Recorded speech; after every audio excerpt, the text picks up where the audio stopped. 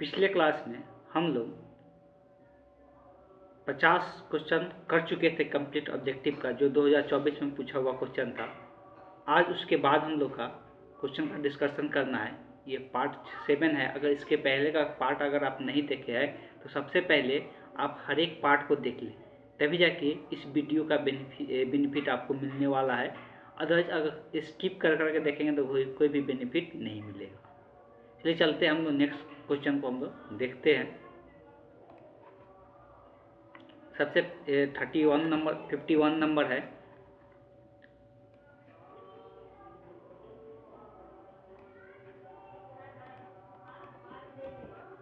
बात किया जा रहा है अवकल समीकरण दिया हुआ है, डिफरेंशियल इक्वेशन दिया हुआ है, जिसका क्या बताना है, ऑर्डर और डिग्री दोनों बताना है। कहने का मतलब है कि जिसका कोटि और घात दोनों बताना है। तो देखो, कोटि का बात करते थे, ये बताना बहुत आसान होता है। ये बताना क्या होता है, बहुत आसान होता है, बहुत आसानी से लोग बता देते हैं। कोटि किसको कहते थे, इस डिफरेंशियल इक्वेशन का जो हायर ऑर्डर डेरिवेटिव होता है उसी को हम लोग क्या कहते हैं, कोटि कहते हैं। हायर ऑर्डर डेरिवेटिव का मतलब क्या है कि ये फर्स्ट ऑर्डर डेरिवेटिव है, ये भी फर्स्ट ऑर्डर डेरिवेटिव है, लेकिन ये वाला जो डेरिवेटिव है वो क्या है, सेकंड ऑर्डर डेरिवेटिव है।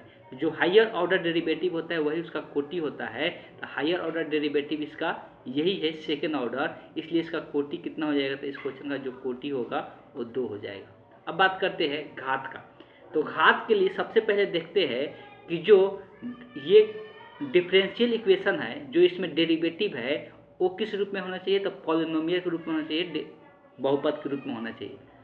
जो हायर ऑर्डर डेरिवेटिव होता है, जो हायर ऑर्डर डेरिवेटिव होता है उसी का घात देखा जाता है, वही उस डिफरेंशियल इक्वेशन का घात होता है। तो हायर ऑर्डर डेरिवेटिव का, ना कि इसका घात नहीं देखें, इसका घात 2 है, ठीक है, लेकिन हमको हायर ऑर्डर डेरिवेटिव का घात देखना है। तो डी स्क्वायर बाई ये सेकंड ऑर्डर डेरिवेटिव है, और इसका घात देखेंगे तो इसका घात कुछ नहीं लिखा है, मतलब कुछ नहीं लिखने का मतलब क्या होता है, 1 होता है। तो इसका अगर घात का बात करेंगे, डिग्री का बात करेंगे तो कितना हो जाएगा, 1 हो जाएगा। ठीक, तो कोटि हो गया 2, घात कितना हो गया, 1 हो गया। इस तरह से इस क्वेश्चन का जो आंसर हो जाएगा option A is the correct option हो जाएगा। चलिए चलते हैं नेक्स्ट क्वेश्चन देखते हैं।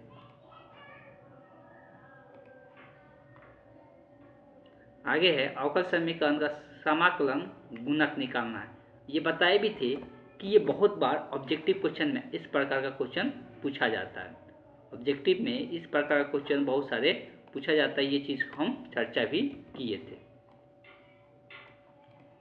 अब यहाँ पे हम लोग बात कर रहे हैं कि इसका क्या निकालना है, तो समाकलन गुणक, जिसको इंटीग्रल कांस्टेंट, अच्छी इंग्लिश में भी ले लेते हैं, किसी को कन्फ्यूजन ना हो।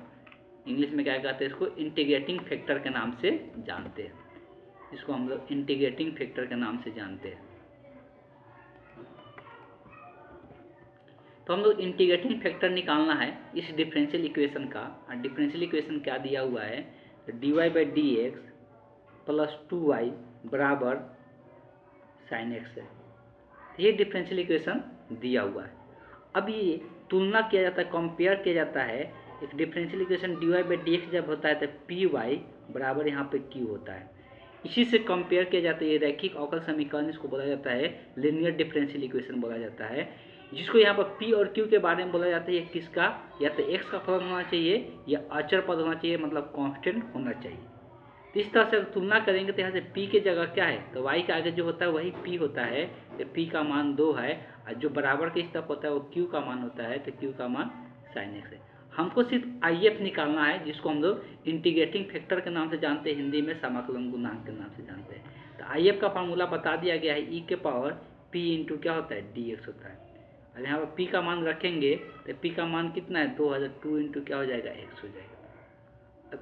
dx का इंटीग्रेशन, दो तो गुणांक ऐसे ही रह जाएगा, dx का इंटीग्रेशन x होता है, और यहाँ पर c ऐड नहीं किया जाता, इसलिए हम लोग डिफरेंशियल इक्वेशन सॉल्व नहीं कर रहे, अभी सिर्फ if का मान निकाल रहे हैं। तो यहाँ पर if का मान निकल के आ गया e के पावर कितना, 2 है। तो इस क्वेश्चन का जो ऑप्शन होगा, option see the correct option हो जाएगा। तो बहुत सिंपल होता है, if का मान हर एक साल पूछा जाता है और इसको बहुत आसानी से निकाल भी सकते हैं। चलिए चलते हैं नेक्स्ट क्वेश्चन देखते हैं।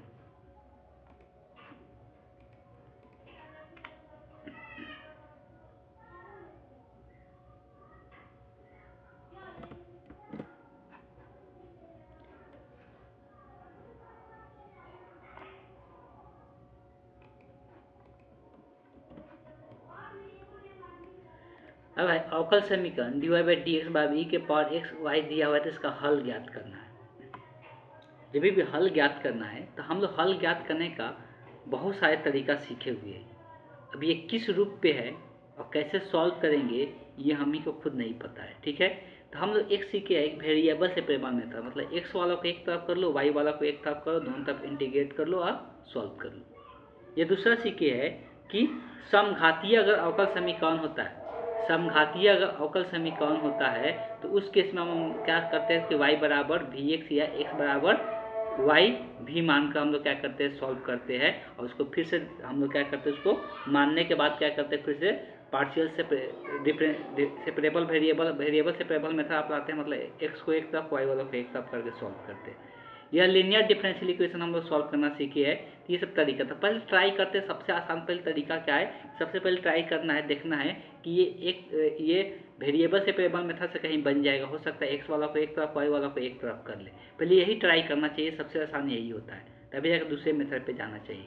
हमको पता है ई के पावर एक्स प्लस वाई लिखा हुआ है, तो पहले एक्स और वाई को अलग अलग गुना में लिखने की कोशिश करना है। तो ई के पावर एक्स इंटू ई के पावर वाई लिख सकते हैं, ई के पावर एक्स इंटू ई के पावर वाई लिख सकते हैं, ठीक है। ये ई के पावर एक्स और ये क्या है ई के पावर वाई है, इसको इस प्रकार से लिख सकते हैं।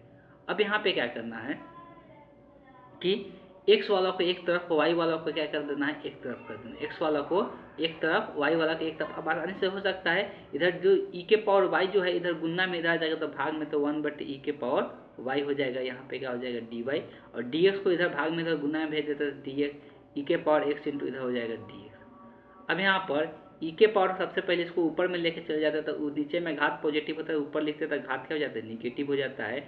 अब यहाँ से y वाला और x वाला एक तरफ हो गया, तो दोनों तरफ क्या कर देते इंटीग्रेट कर देते, ठीक। इंटीग्रेशन का मान तो इंटीग्रेशन बहुत आसान होता है, e के पावर माइनस एक्स का इंटीग्रेशन माइनस ई के पावर एक्स हो जाता है, और प्लस में रहता है तो वही रह जाता है, तो ई के पावर माइनस वाई हो जाएगा। सिर्फ माइनस यहाँ पर ऊपर पावर होने के कारण यहाँ पर आगे में माइनस आ गया, और प्लस में रहता है तो वही हो जाता है इसका इंटीग्रेशन ई के पावर एक्स, और प्लस में क्या ऐड हो जाएगा सी ऐड हो जाएगा। तो इसको क्या कर सकते हैं, और इसको अब ऑप्शन मैच करने के लिए देख सकते हैं कि दोनों पद क्या है प्लस में दिया हुआ है, दोनों पद किस में दिया हुआ है प्लस में दिया हुआ है। तो सबसे पहले ई के पावर एक्स को इधर माइनस में आए, इधर प्लस में इधर आएगा तो माइनस में, तो ई के पावर माइनस ई के पावर माइनस ई के पावर एक्स माइनस ई के पावर माइनस वाई रहेगा बराबर इधर सी हो गया। अब देखा जाए तो यहाँ पर ये दोनों के दोनों पद प्लस में दिया, लेकिन यहाँ पर माइनस में है, तो दोनों को आप क्या करो माइनस से गुना कर दो, तो माइनस से जब गुना करेंगे तो ये दोनों के दोनों क्या हो जाएगा प्लस में हो जाएगा, और इधर आ जाएगा माइनस। अचर पद ऐसा अचर पद होता है कि कोई अगर माइनस सी है तो इसको दूसरे अचर पद C1 से दिखा सकते हैं, C2 से दिखा सकते हैं, K से भी दिखा सकते हैं। तो इसको ऐसे भी दिखा सकते हैं, ई के पावर एक्स प्लस ई के पावर माइनस वाई, तो इसको K भी दर्शा सकते हैं। तो अचर को किसी दूसरे अचर से रिप्लेस किया जा सकता है, और अब यहाँ से मैच ऑप्शन मैच कर लेंगे, सी के जगह K समझ के यहाँ पर ऑप्शन मैच कर लेना है। तो ई के पावर एक्स प्लस ई के पावर माइनस वाई बराबर सी दिया हुआ है, तो इसी इस क्वेश्चन का आंसर हो जाएगा। यहाँ से के और सी से कोई लेना देना नहीं है, पहले इसको जो अचर पद है यहाँ पर सी नहीं मान दूसरा अचर पद मान लेते के, तो के यहाँ पर माइनस के होता है, माइनस के जगह क्या लिख लेते सी लिख लेते, तो बात फिर यहाँ से ये मैच कर लेते। तो अचर पद को हम लोग कुछ भी मान सकते, जरूरी नहीं है कि उसको हम लोग सी ही मान। ठीक, चलिए चलते हैं नेक्स्ट क्वेश्चन देखते हैं।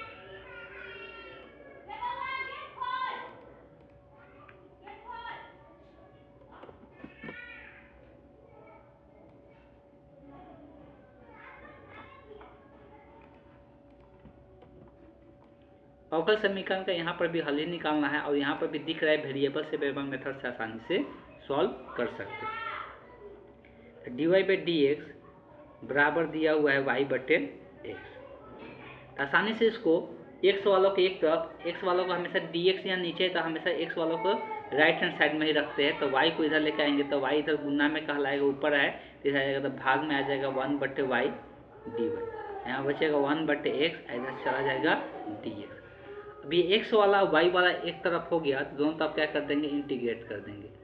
1 बटे एक्स या 1 बटे वाई का जो इंटीग्रेशन होता है सभी को पता है क्या होता है, लॉग मॉड ऑफ वाई हो जाएगा, और ये क्या हो जाएगा लॉग मॉड ऑफ एक्स हो जाएगा। अब प्लस में क्या ऐड कर देना है, सी ऐड करके छोड़ सकते हैं, सी भी लिख सकते हैं। अब ऑप्शन के अनुसार चलते हैं, क्या करते हैं ऑप्शन के अनुसार चलते हैं, ऑप्शन के अनुसार चलेंगे तो यहाँ पर प्लस सी लिख के भी छोड़ देते हैं, क्या करते हैं प्लस सी लिखिए या प्लस के ही लिख देते हैं, बाद में सी लिखेंगे, इसलिए कि इसमें सी ऑप्शन में दिया हुआ तो ये चेंज होगा किसी ना किसी तरीक़ा से। अब लॉग को एक साथ लेकर आते हैं, पहले देखते हैं सिर्फ एक में लॉग दे रहा है, एक में लॉग नहीं दे रहा है, तो या तो बहुत सारा तरीका, या तो ऐसे लिखे या अचर को लॉग सी लिख ले, अचर को क्या लिख ले, लॉग सी लिख ले। एक लॉग का प्रॉपर्टीज होता है, और वो लॉग का प्रॉपर्टीज क्या होता है कि लॉग ए प्लस लॉग बी को क्या लिख सकते हैं, लॉग ए इंटू बी लिख सकते हैं, मतलब दोनों का आर्गूमेंट क्या हो जाता है, गुना हो जाता है, तो सी इंटू एक्स हो जाएगा। अब ये दोनों गुना हो जाते हैं, लॉग का प्रॉपर्टीज लॉग ए प्लस लॉग बी को लॉग ए इंटू बी लिख सकते हैं। अब यहाँ पर दोनों के दोनों आगे में यहाँ पर लॉग दिख रहे हैं, दोनों तरफ लॉग को क्या कर सकते हैं, हटा सकते हैं, तो y बराबर क्या बच जाएगा, सी एक्स बच जाएगा। तो इस क्वेश्चन का जो आंसर हो जाएगा y बराबर सी एक्स हो गया, इसका option be the correct option हो जाएगा। ऐसा क्वेश्चन बताए भी है मैं जब पढ़ा रहे थे। चलिए चलते हैं नेक्स्ट क्वेश्चन की तरफ।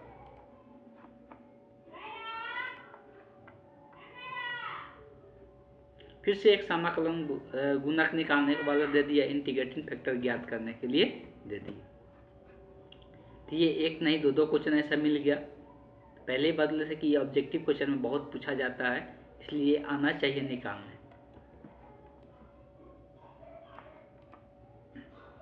अब अगर बात करते हैं, फिर से वही तुलना किया जाएगा, dy बाई डी एक्स है प्लस 2y बराबर e के पावर 3x, यही है।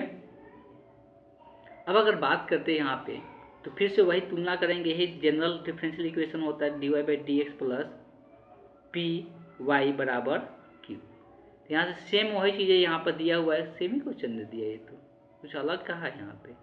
यहाँ पी का मान कितना 2 हो गया, क्यू का मान ई के पता, क्यू का मान जरूरत भी नहीं पड़ता है, आई एफ निकालने के लिए, इंटीग्रेटिंग फैक्टर निकालने के लिए ई के power P into D x होता है, ठीक।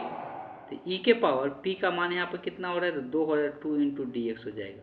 ई के पावर 2 तो गुणांक का ऐसे ही रह जाएगा, डी एक्स का इंटीग्रेशन क्या होता है, एक्स होता है, तो ई के पावर 2x आ गया। बस सिंपल वही क्वेश्चन है, सही, तो क्वेश्चन में कोई अंतर ही नहीं दिख रहा है, तो ई के पावर 2x हो जाएगा। चलिए चलते हैं नेक्स्ट क्वेश्चन देखते हैं। अब आ गया वेक्टर का क्वेश्चन। वेक्टर भी अभी तुरंत खत्म हुआ है, इसलिए ये टॉपिक सभी को ध्यान में होना चाहिए और समझ में भी आना चाहिए। वेक्टर में ये क्या है, तो डॉट प्रोडक्ट है। वेक्टर में क्या है, डॉट प्रोडक्ट है। डॉट प्रोडक्ट निकालने के लिए कैसे निकाला जाता है, तो ये पूछा जाता है हर एक साल, ध्यान में रखिए। आई वाला के साथ आई का गुना होता है, जे वाला के साथ जे का गुना होता है, और के वाला के साथ के का गुना होता है, और सबको जोड़ दिया जाता है। आई वाला गुणांक के साथ आई का गुना, जे वाला गुणांक के साथ जे का गुना, के वाला गुणांक के साथ के का गुना करके जोड़ दिया जाता है। सिंपल यही ध्यान में रखना है। तो ये 4 में 6 से गुना होगा, क्या होगा, 4 गुने 6। फिर प्लस ये यहाँ पे 3 है, और 3 में यहाँ पर कितना है, -4 है, 3 में -4 से गुना होगा। फिर प्लस यहाँ पे 3 है, और 3 में यहाँ पर क्या है, के आगे कुछ नहीं लिखा है, मतलब कितना होता है, 1 होता है। बस इसी को सिंप्लीफाई कर लेना है, तो 7 होगा 24, और 4 3 12 आ जाएगा माइनस में, और प्लस 3 हो जाएगा। 24 में से 12 घटेगा 12, 12 में 3 जुड़ेगा 15 हो जाएगा। इस क्वेश्चन का आंसर जो हो जाएगा ऑप्शन बी द करेक्ट। तो ये डॉट प्रोडक्ट निकाला जाता है, बस ध्यान में यही रखना है, इसमें आई वाला घटक के साथ आई का गुना, जे वाला के साथ जे का गुना, के वाला के साथ के का गुना करके क्या कर देते हैं, जोड़ देते हैं, जो वही आंसर आता है वही कहा जाता है। ये इसको मतलब सदिश गुणन कहते हैं, इंग्लिश में हम लोग डॉट प्रोडक्ट के नाम से जानते हैं। ये चलते हैं नेक्स्ट क्वेश्चन देखते हैं।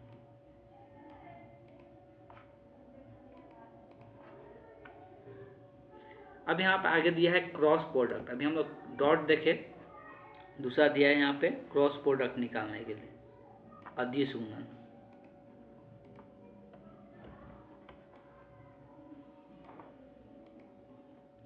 तो क्रॉस प्रोडक्ट निकालने के लिए डिटरमिनेंट मेथड बताया गया है सबसे आसान, कि अगर डिटरमिनेंट मेथड कैसे बताया गया, तो इसमें 3 गुने 3 का डिटरमिनेंट 3 गुने 3 कोटि का होना चाहिए। तो पहला रो में आई, जे और के कैप लिखा जाता है। क्रॉस प्रोडक्ट हमेशा एक सदिश ही आता है, और जो पहले सदिश लिखा जाता है उस सदिश के घटक को यहाँ पर दूसरा रो में लिखा जाता है। तो आई के आगे कुछ नहीं है, मतलब क्या होगा, 1 होगा। जे के आगे 3 है, तो यहाँ पर 3 हो जाएगा, और के आगे -2 है, तो यहाँ पर -2 हो जाएगा। और यहाँ आई जे के, तो आई के आगे है यहाँ पे -1, जे के आगे है 0, और के आगे है 3, तो यहाँ पर 3 हो जाएगा। अब इसी डिटर्मिनेंट को सॉल्व कर लेते हैं तो वही इस दोनों का क्रॉस प्रोडक्ट निकल के आता है। अच्छा, अगर आई लिखते हैं तो ये लाइन हट गया तो 3 तरीके कितना हो जाएगा 9, और 0 में -2 से गुना होगा तो 0 हो जाएगा। माइनस यहाँ पर कैसे सबको डिटर्मिनेंट सॉल्व करना चाहिए, प्लस में लिखा जाता है, दूसरा वाला माइनस में लिखा जाता है, तो माइनस जे कैप इसके आमने सामने वाला एलिमेंट को हटाकर जो 4 को बचता है उसको इसमें इससे गुना करके इसमें इससे गुना करके घटा दिया जाता है। तो 1 में 3 से गुना होगा 3 माइनस -1 में -2 से गुना होगा तो माइनस माइनस प्लस हो जाता है, तो ये 2 ही बचेगा, तो यहाँ पर 2 लिख दिए। और फिर यहाँ पर आई प्लस में जे माइनस में फिर के प्लस में लिखा जाता था, प्लस के हो गया, तो इसका आमने सामने वाला कौन बचेगा, इसका आमने सामने ये लाइन और ये लाइन बचेगा, तो ये 4 होगा। तो 1 में 0 से गुना होगा 0 माइनस -1 में 3 से गुना होगा तो -3 बचेगा, पहले से यहाँ पर आगे में माइनस है तो माइनस माइनस का हो जाएगा +3 हो जाएगा। बस इसी को सिंप्लीफाई कर लेना है, तो 9 में से 0 घटेगा 9 बचेगा तो 9 आई कैप हो जाएगा। 3 में से 2 घटेगा 1 बचेगा तो 1 लिखा नहीं जाता था, क्या बचेगा माइनस जे कैप बचेगा, और 0 में 3 जोड़ेगा तो 3 बचेगा 3, तो यहाँ पर क्या हो जाएगा 3 के कैप हो जाएगा।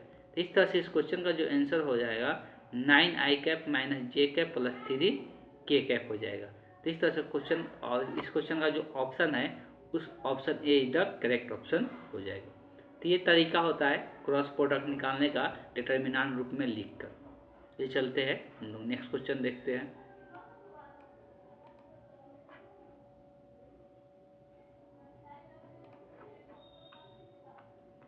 अब है परिमाण निकालने के लिए, मैग्नीट्यूड ज्ञात करने के लिए, और ये भी क्वेश्चन हमेशा पूछा जाता है। ये सब क्वेश्चन ये सिंपल है, बहुत बार पूछा जाता है, इसमें कोई भी गलती करने का कोई चांस किसी के लिए नहीं होना चाहिए। इसलिए 50 में 50 लाना है तो छोटा मोटा मिस्टेक कभी भी नहीं होना चाहिए।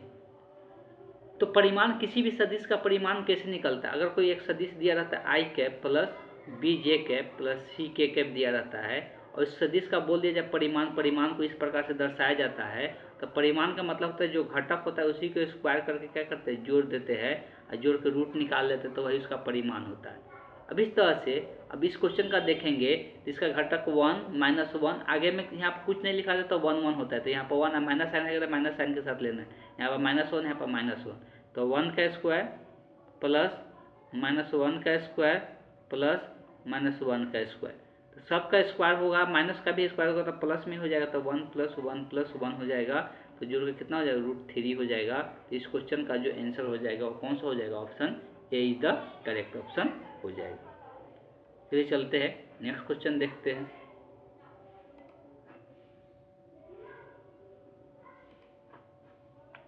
अब ये चीज़ें उस टाइम जब बता रहे थे, वेक्टर पढ़ा रहे थे, तो ये पूछे थे कि ये सब पूछता है, इसमें कुछ भी कंफ्यूजन में नहीं रहना है, ये क्वेश्चन हमेशा पूछता है डॉट क्रॉस निकालने के लिए। अब चलिए पूरा कॉन्सेप्ट ही यहाँ पर हम क्लियर कर देते हैं इसका, कि आगे से कोई भूलने की जरूरत नहीं पड़ेगा।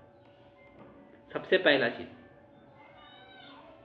जब भी समान यूनिट मैट्रिक्स के साथ डॉट करते हैं, आई डॉट आई या जे डॉट जे बराबर के डॉट के, इसका मान ध्यान में रखना हमेशा कितना होता है, ये डॉट प्रोडक्ट का बात कर रही है, इसका मान हमेशा 1 होता है, इसका मान कितना होता है 1 होता है। अगर किसी भी दूसरे के साथ अगर डॉट करेंगे आई डॉट जे या जे डॉट के करे या के डॉट आई करे, किसी भी अल्टरनेट के साथ अगर डॉट करेंगे तो इसका मान हमेशा क्या होता है 0 होता है। और ये इस बात को ध्यान में रखिए, कंफर्म है कि पूछेगा ही पूछेगा इससे क्वेश्चन, ये याद डायरेक्ट रख सकते हैं रिजल्ट को, ये इंपॉर्टेंट है और ये क्वेश्चन पूछना ही है, तो ये पहले याद होना चाहिए डॉट के लिए। अब आते हैं क्रॉस के लिए।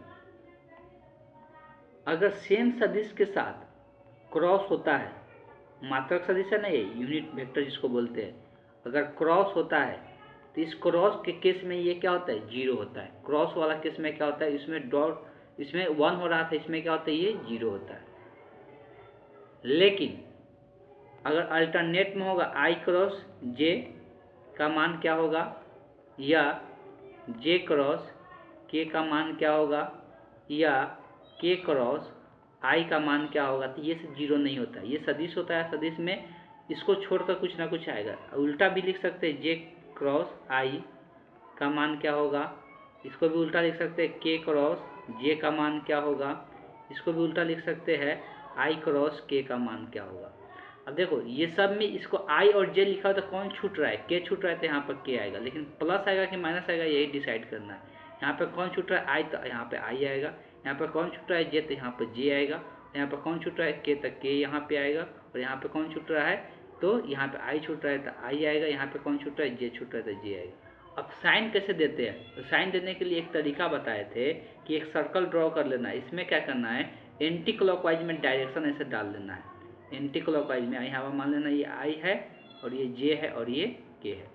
तो अगर ये सेम डायरेक्शन में जाएगा तो ये पॉजिटिव साइन होगा, अपोजिट डायरेक्शन में जाएगा तो निगेटिव। i और j, i के बाद j आ रहा है, डायरेक्शन सेम है ना, i के बाद j आ रहा है तो पॉजिटिव k आएगा, j के बाद यहाँ पर k आ रहा है, j के बाद ही यहाँ पर डायरेक्शन के हिसाब से j के बाद k आ रहा है तो ये भी पॉजिटिव होगा, k के बाद i आ रहा है तो ये भी पॉजिटिव होगा। लेकिन यहाँ पर j i आ रहा है, मतलब j i मतलब उल्टा जा रहा है, जब उल्टा जाएंगे तो यहाँ पर साइन क्या आएगा माइनस आएगा। यहाँ पर भी उल्टा जा रहे हैं k j, मतलब k से j की ओर जा रहे हैं, उल्टा उल्टा है डायरेक्शन का तो माइनस आएगा, यहाँ पर भी उल्टा जाए तो ये भी माइनस होगा। तो ये 4 यहाँ पे इंपॉर्टेंट रिजल्ट है जिससे बहुत सारे ऑब्जेक्टिव क्वेश्चन देखने को मिलता है, और इस बात को आप ध्यान में रखना है। तो अब यहाँ पर अभी हम लोग डॉट का बात करें, डॉट ऐसे साइन देते हैं और क्रॉस का ऐसे साइन देते हैं। तो यहाँ पर डॉट का बात हो रहा है तो जे डॉट जेड का मान कितना होगा 1 होगा, या आई डॉट आर पूछे या के डॉट के पूछे, सभी का मान कितना होगा 1 के बराबर होगा। बात क्लियर है। तो इस क्वेश्चन का जो करेक्ट ऑप्शन होगा option be the correct option हो जाएगा। ये चलते हैं नेक्स्ट क्वेश्चन देखते हैं। चलिए यहाँ पे आ ही गया क्रॉस वाला, लगातार मिलेगा आप लोग को यहाँ पे।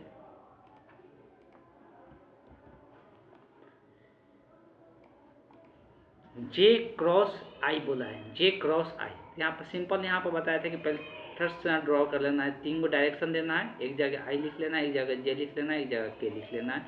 देख लेना है यहाँ पर के से जे आ रहे, के से जे मतलब उल्टा जा रहे, उल्टा जा रहे तो यहाँ पर माइनस आई आ जाएगा, के और जे का छोड़ कर आई बचा तो यहाँ पर माइनस आई आ जाएगा। तो माइनस आई कौन सा ऑप्शन में, ऑप्शन कोई ऑप्शन ही मैच नहीं कर रहा है, कुछ ना कुछ ये गलत दे दिया है क्वेश्चन, ऑप्शन ही कोई मैच नहीं कर रहा है।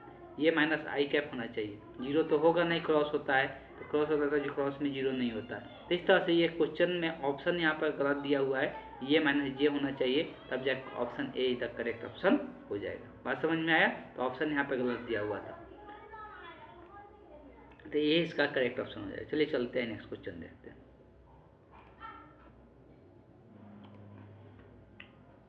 ये थोड़ा अच्छा क्वेश्चन है, 61 नंबर जो दिया हुआ है, लेकिन इतना बड़ा क्वेश्चन जो पहले छोटा छोटा क्वेश्चन उसको बनाने के जैसे 62 नंबर आप लोग बना सकते हैं आसानी से, लेकिन हमको यहाँ पर समझाना है, बताना है, तो हम 61 नंबर क्वेश्चन को भी डिस्कस करेंगे।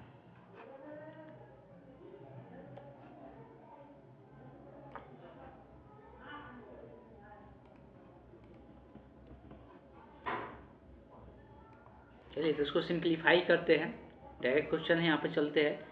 ये क्रॉस करना है बी प्लस सी के साथ, जब भी यहाँ पर दो पद ब्रैकेट के अंदर है मतलब दोनों के साथ क्रॉस करना है, तो क्रॉस लिखेंगे तो क्या होगा ए क्रॉस बी हो जाएगा प्लस ए क्रॉस सी हो जाएगा। सेम ऐसे ही यहाँ पे करना है, बी के साथ सी का होगा तो बी क्रॉस सी, बी के साथ ए का होगा तो बी क्रॉस ए हो जाएगा, सी का होगा तो सी के साथ ए का होगा तो सी क्रॉस ए, प्लस सी के साथ बी का होगा तो सी क्रॉस बी। अब देखा जाए यहाँ पर ए क्रॉस बी लिखा हुआ तो कहीं पर बी क्रॉस ए है क्या, यहाँ पे है, तो हमको पता है कि अगर इसको उल्टा करते ए क्रॉस बी बनाते हैं तो पहले ए क्रॉस बी वाला को ऐसे ही रन देते हैं, और ए क्रॉस सी को भी ऐसे ही रन देते हैं, और बी क्रॉस सी को भी ऐसे ही रन देते हैं, बाकी को चेंज करेंगे। इसको ए क्रॉस बी बनाते हैं, ए को पहले लाते हैं बी को, तो इंटरचेंज करते हैं, तो क्रॉस प्रोडक्ट में डॉट पे तो कोई साइन में परिवर्तन नहीं होता, लेकिन क्रॉस में यहाँ पर माइनस साइन लेना पड़ता है, और तब जाके इसको क्या कर सकते हैं चेंज कर सकते हैं। इसको भी चेंज करना चाहते हैं तो आगे में माइनस हो जाएगा, ए को पहले लिख सकते हैं सी को बाद में, इसको भी चेंज करना चाहते हैं तो बी को पहले लिख सकते हैं सी को बाद में। अब देख सकते हैं ये कट जाएगा, ये प्लस में ये माइनस में कैंसिल आउट हो जाएगा, ये प्लस में ये माइनस में कैंसिल आउट हो गया, ये प्लस में माइनस में कैंसिल आउट हो जाएगा। इस क्वेश्चन का जो आंसर आ जाएगा कौन सा हो जाएगा, option be the correct option हो जाएगा। इस क्वेश्चन का जो आंसर हो गया वो क्या हो गया, 0 हो गया, 0 हो गया। चलिए चलते हैं नेक्स्ट क्वेश्चन डिस्कस करते हैं। कितना क्वेश्चन हुआ? 61 क्वेश्चन हुआ ना। आज के रहने दिया जाए। ठीक है, तो आज की क्लास को यहीं पे एंड करते हैं। नेक्स्ट क्लास में हम लोग आगे का क्वेश्चन डिस्कस करेंगे। आज हम लोग टोटल 11 क्वेश्चन डिस्कस कर चुके हैं।